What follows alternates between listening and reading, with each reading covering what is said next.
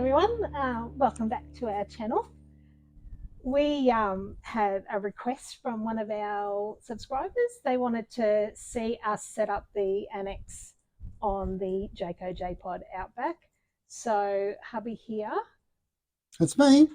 I thought it'd be a good idea for me on a Sunday afternoon to sweat my ass off in Queensland to put up an annex. I have no intention of sleeping in tonight, which is why I drink beer. Yeah.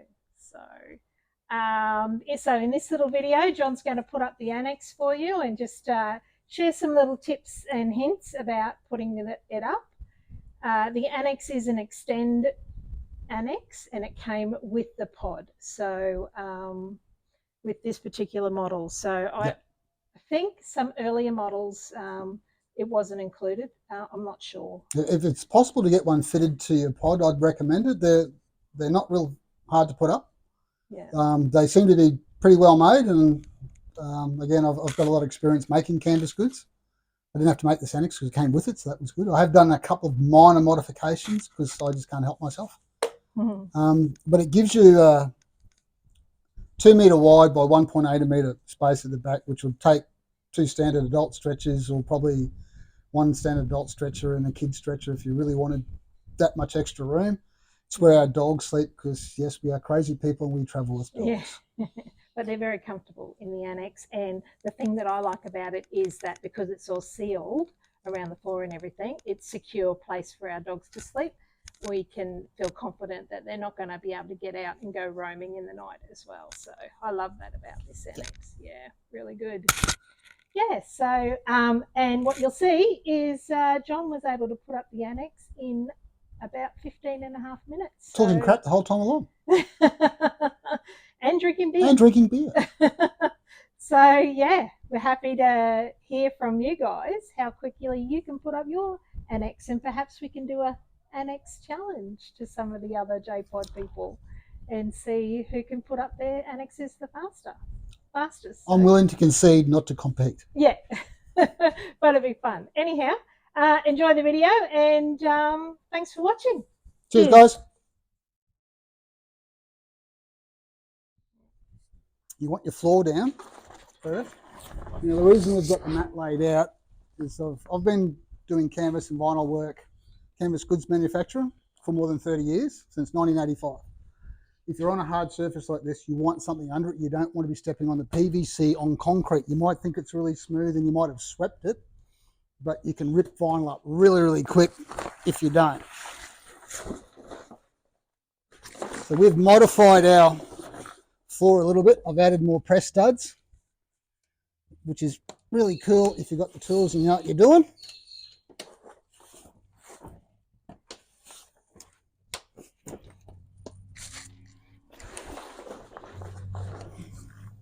And you'll have to forgive us, we haven't actually cleaned all this gear from the last trip yet. I've been a bit slack.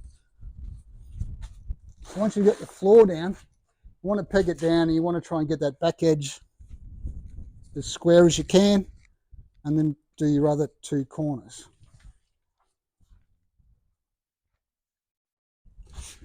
So once you've got that and you want to step, and most importantly, you want this down and closed out of the way.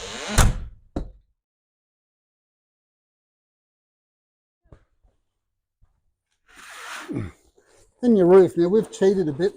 We've relayed everything out. I don't think we really need a video on how you lay things out.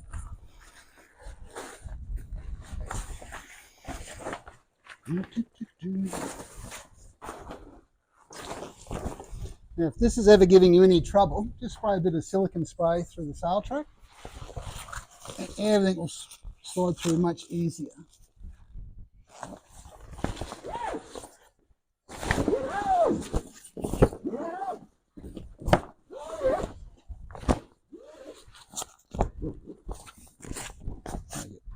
Roof's in. Then you want to grab, in the old days, back in the day when I started doing this stuff, they called them tails. I've heard them called returns. I've heard them called frogs. They're not frogs.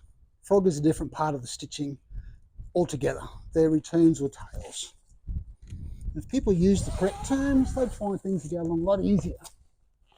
So that's your corner right there. So you want that white of the roof.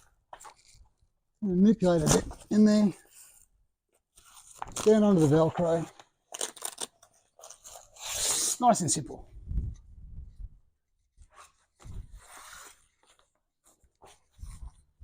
Same on this side.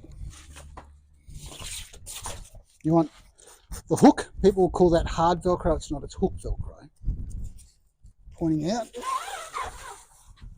And same thing. One thing Xtend has done, they have made these pretty generous width-wise, lengthwise, which can be helpful, and sometimes it can actually be an absolute pain in the ass because you've got more than you really need to work with. And your poles, and you want to be organised. You want to know what pole goes where, because if you're putting one of these up by yourself and it's a little bit breezy and you've got shit blowing everywhere, you want to know where your poles go.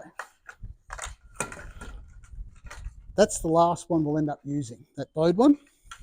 I don't know if your kit, if it's the same chromed aluminium or not, but got the C-clamp on the end. Of course, you've got 2 corner uprights. You've got your end spreader bar. And then you've got your 2 spreader bars, and these can fit on left or right. You don't have to worry which side is what.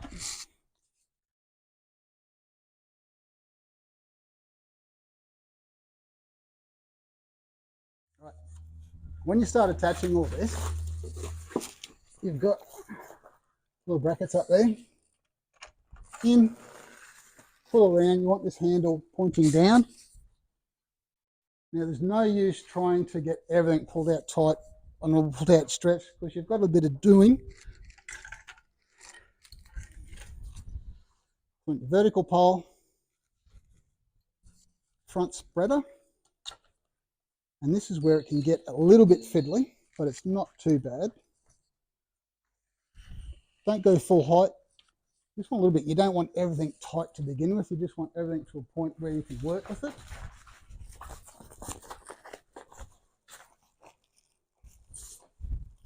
Through your eyelet.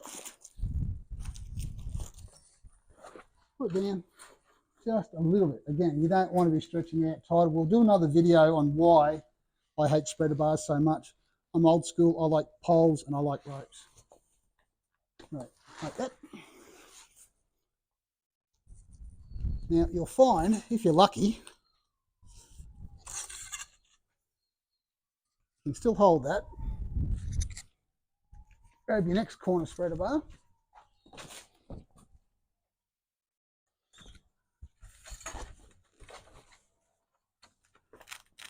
Once you get used to this, you know where everything is. And goes in. Again, going up, forming the corner.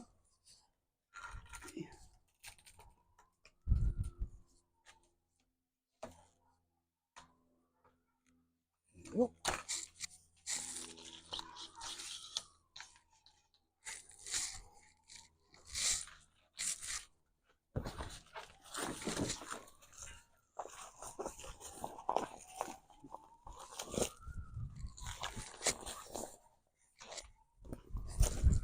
Yeah, just a little bit of tension, not too much. Not too much. Lock it off. Lock it off.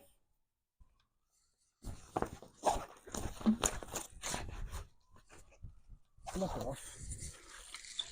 Yeah, that's your roof up. And this is generally where I start cracking the first beer. Does that mean that how many beers does it take to put up an annex? At least a 6-pack. A 6-pack of beers. If you take your time, otherwise it's a 1 beer job. Drink responsibly. Okay, now in fine weather, that will stand there, that'll be fine. If you don't want to set up your full annex, you're only overnighter, and it's going to be good weather, you can pull the poles up a bit more, spread your spreader bars out. Never do that. Always have your right and peg it down, because it might be perfect weather, but you don't know what's going to happen during the day while you're away. You don't know what's going to happen at night while you're sleeping. Your center one, exact same process. Up into your bracket, onto there, bit of a push, Again, not too much tension. Now we're starting to get somewhere. Now when it comes to hooking up all your walls, it's all Velcro on, which in reality is the bane of my existence. Velcro is really, really good. Ask NASA. But it can be an absolute pain in the backside.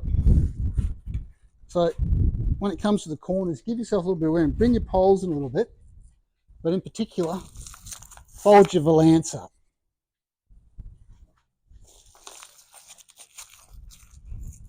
Now when it comes to hanging your walls, and again, I've laid these out in order, and I've still got to clean them all from our last trip. Don't ever camp on black sand, you'll regret it. We did. We did.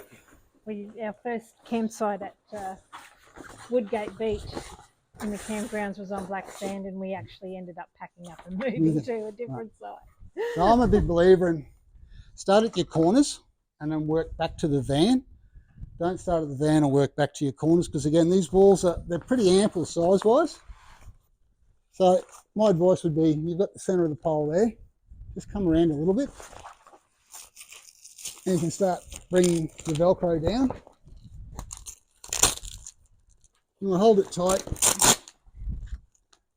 You know, if you stuff up a little bit, go back, try again.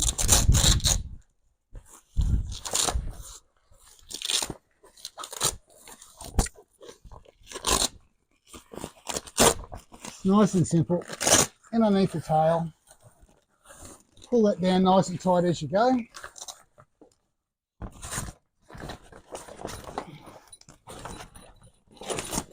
And that's when everything starts coming together. Now I'm going to modify these again. Like as I said, I'm fortunate. I'm in the industry. I do have my own sewing machine at home. So I'm going to add a little bit of Velcro on there just to get a better seal, because I don't like that. So I'll be putting some more loop Velcro there just so that when we're all set up, we're just going to have a much better seal. And if you're in a position where you know someone, a motor trimmer, a marine trimmer, that can do that for you, get them to do it. It's only a little small thing, but you're just sealing up, as you can see, what potentially is a black and big bloody hole. I'm not worried about a wombat coming through it, but I really hate midgies. Oh gosh. And again, keep that loose.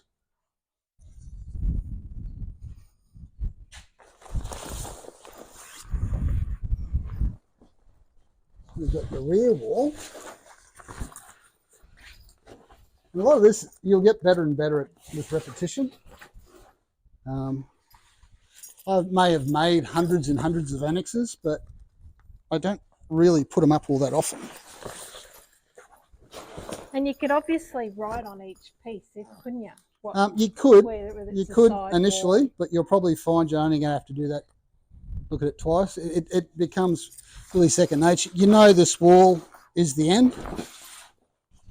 That's your outside because of the mesh. And we're going to do another video too. I'll show you the best way to fold these things up. Your mesh is the most vulnerable thing on your wall. So when it comes to folding up, you actually want to fold it so the mesh is fully contained.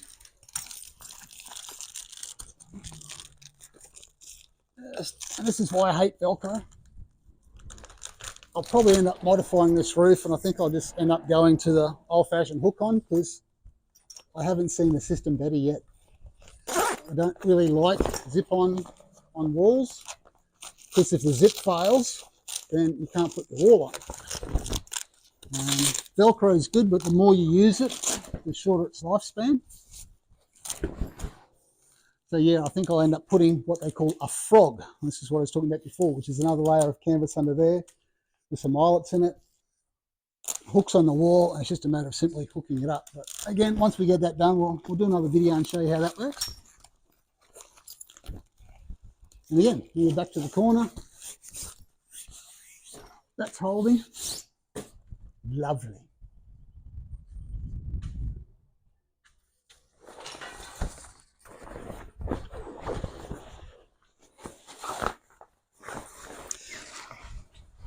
And if people are wondering if I'm so clever, why didn't I make my own annex? The reality is that I couldn't get the fabric and the consumables for what it's going to cost to do an annex.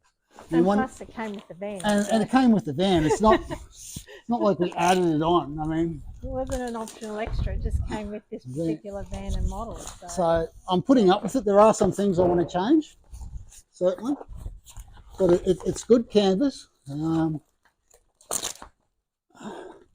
odd thing is that they've used a number 7 zip on some of the places. Traditionally in Australia, it's always been a number 5 or a number 10 zip, whether it be a chunky tooth or a spiral. For some reason, there's a lot of, let's call it, foreign stuff coming in, and they use 7 and 4, and I, for the life of me, don't truly understand why.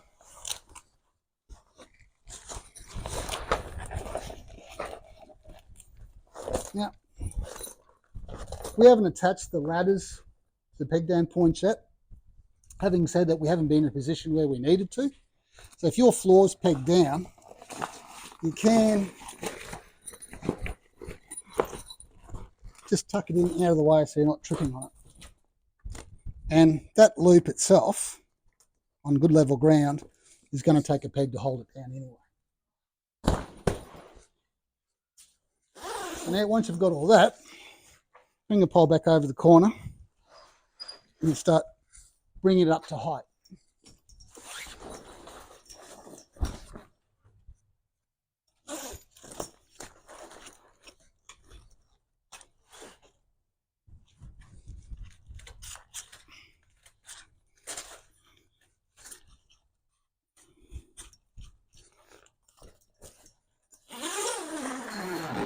Now the rest of it's worked from the inside.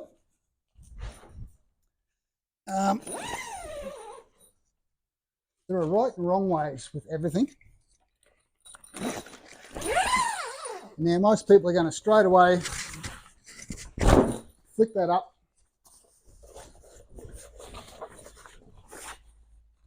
Nice tight roll. And they're going to tie that off. Don't do that. Because if it rains during the night, we know we've got the back wing over it, but there is a gap there. It's rained overnight, you haven't realised it, you're going away, you want to close the doors, you open that, all the water is going to end up on you. So this is a John's tip. So this is a John's tip. Listen carefully. Personal experience. This is how you roll it up. All your rolling should be done from the inside. Coming in, hon? Yes, I am. Ooh. Actually not bad light in here, so that's good.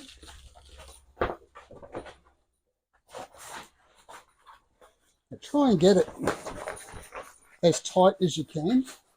There's 2 reasons. One, the tighter it is, the tighter you roll,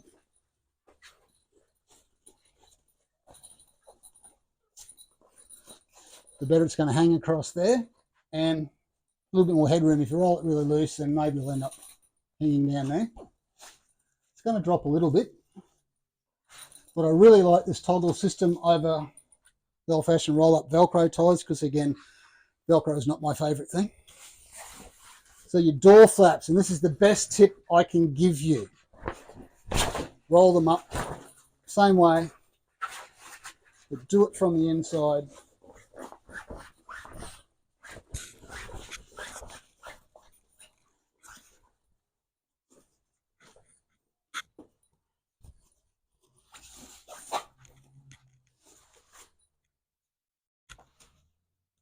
Okay, now your door's up. Now if we go back outside,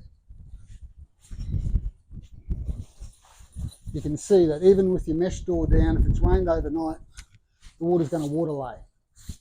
Water lay means it will just run off. So when you undo your flap, you're not wearing it. You can't avoid bad weather. It's going to happen. I'm sure one day soon. We've been very lucky with weather, Chrissy and I, but we both know that one day we're going away on a trip. We're going out in Skip soon, in February. There's a fair chance that we'll just get blown away. Yep. Right, so now, probably. But we're excited. We're excited for it. We're excited. So now this is where you start working out your heights. And as you can see, I'm pulling that wall down pretty tight, but it's the width of the Velcro, which is 50 mil. So just drop it down Again, start at your corners.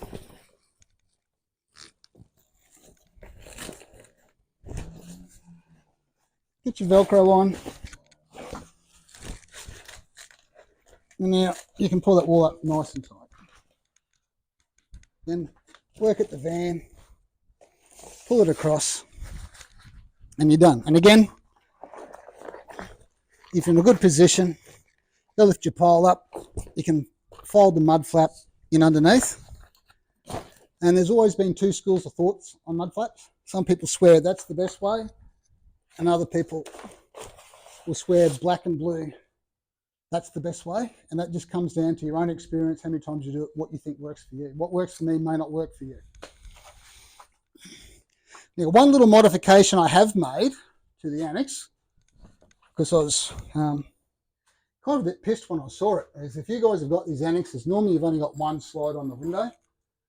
I've added one, and you'd be amazed the trouble I went through to get an extra slide because of the side difference. No one in Australia stocks these different sizes. They stock 5 and 10. I was lucky I came across the right size slide at an op shop in a fridge bag. I took that slide out and I put it on the clear PVC flap. I don't really know if you need that in Queensland, but if you're away in the west, these are blowing, it's probably a godsend. And I took the slide that was on that flap and I've added it to the internal one. Now, the reason I like doing that is that you can now roll this flap up nice and tight. You don't need to worry about the toggles and the straps.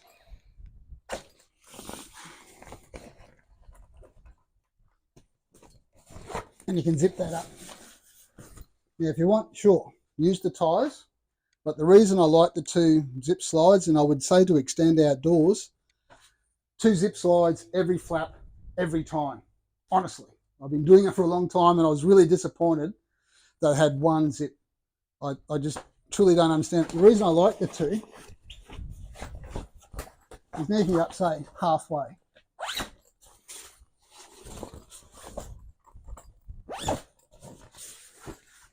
And your flap's going to hold there nicely, just like that. It's all good. A little bit more privacy. You go up a little bit higher. Probably should have sorted that wall out. Everything would be hanging better. And you can do that. When you're down to one slide, you're really at a point where it's either all the way open, all the way shut, or you end up with something that looks like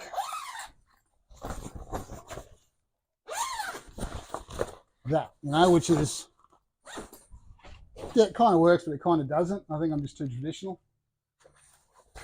Anyway, that's why I went to that trouble. Because, well, I had to, because, you know, it's just me. So, as I said, you can finish off your floor and your walls and everything now. Got that a little bit too high.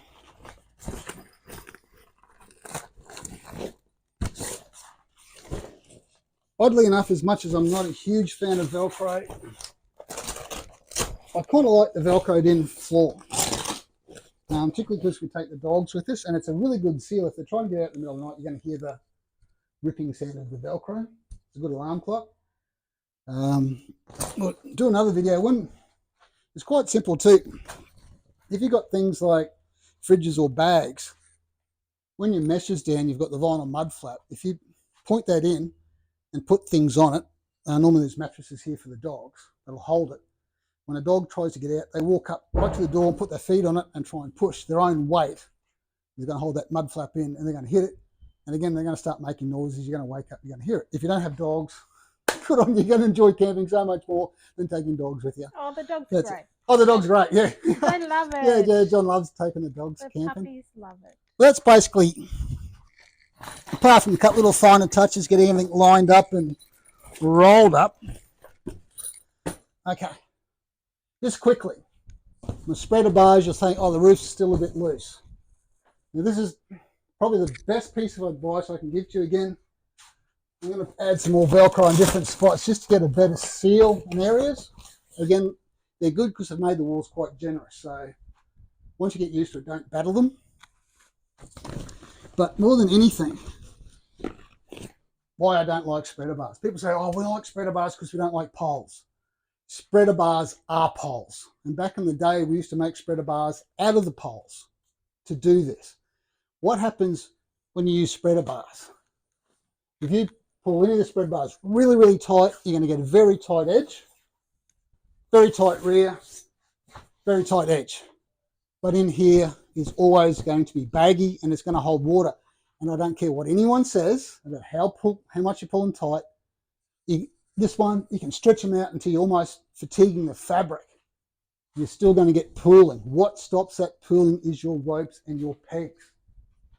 They supply you with just a single rope, which I suggest you put out on a 45-degree angle. The best way is a double rope. If you have one rope pulling this way, one rope pulling that way. When you do that, as I said, leave your spreader bars a bit loose. Don't even have the clamps on. Leave them unlatched. That's unlatched. Right, that's unlatched down. Yep. See, you can still move everything. Nothing's going to fall down, but hopefully, a quick demo, this might work. Chris, if you just keep an eye on the roof. Okay, here we go. A bit of bagginess. So we'll go the other way. Right, I'll show you. Nice and tight. Nice and tight. That one's pretty tight. Nice and tight and everything goes, well, that's how you want to do it. Can you see what I'm saying about baggy? Let's undo all those so everything can move. Now, Chris, you stand here and just particularly look at that side. Just get everything nice and loose and free. So pulling the corners over properly does this. And you'll find once you've done that rope and that one, you lose all the bagginess through there. Once you've done that, yeah, okay, if you want, put your spreader bars up. The only drawback to Annexes this small is that, personally, even though it's only 2 meters wide, back in the old day, the old rule was 3 foot, 900 mil. So to at least another pole there, obviously you can't do it because the door's in the way. Door's in the way. You can do it there, but window's in the way. But if you're going to use poles and ropes to hold the roof down when it's blowing, use them to pull the roof out nice and tight, and then just snap your spreader bars off. And you won't get what we got on our second AAA, where I've collapsed everything and then dropped the roof, and all the water was pooling in there. Because spreader bars around the edge and one through the centre will not pull your roof tight. Your ropes pulling out, and in a later video, Chris and I'll do up a diagram to show you the difference it can make. And this goes right back to the old days when we were putting canvas annexes on caravans, and even the really exaggerated curved ones, the old Yorks and everything. And you could still pull it out tighter with just vertical poles and ropes than you ever could with spreader bars. Good tip, everyone. So that's basically it, which now puts me at the stage to go get my second beer. So this is the 2-beer job. 2-beer job. Very good. And once you've done this a few times, that honestly, even one person could do that 20 minutes. You'll find he's a liar. It took me an hour the first time, and it probably will. Yeah. And the next time, it's only going to take you 45 minutes. Yeah. And the time after that, it's only going to take you 30 minutes. The time after that, you know, you really, to do it, you really, once you get used to it, your wall's going in the right spot, you're looking at a 20-minute job. Yeah, well, without pegging, you were able to put that up in about 15 and a half minutes. Yep. So there you go. There you go. But again, I've had a lot of experience, and people go, oh yeah, you're a wanker, you've had a lot of experience. You'll have it. You've only got to do this 2 or 3 times, and you've got heaps of experience. Yeah. So that's it. Now, the thing I do like about these annexes is that they are, I think it's just a tad over 2 meters or 2 meters across. I actually have never got around to measuring this yet, but they are wide enough to fit a standard stretcher. So if you're traveling with kids, you can fit a standard stretcher that way. If you wanted to, you can get the smaller kid-sized ones, and they'll fit that way because it's the width of the van, which is just shy of 1830, which means it's just under 6 foot wide. So that's it. Done. And you'll see, like I said, I just want to modify a couple things to suit myself. I just hate seeing creases and things, and a spreader bar won't fix that. A spreader bar will add to that. The tighter you pull that,